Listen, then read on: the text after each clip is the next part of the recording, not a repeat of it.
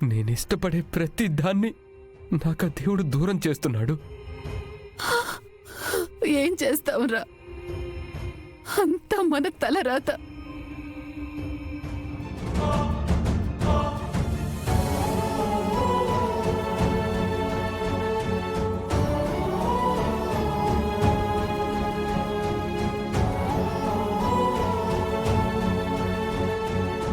ఎప్పుడు నవ్వుతూ ఉండే విహారీ గారు ఈరోజు నా వల్ల అంత బాధను అనుభవిస్తున్నారు.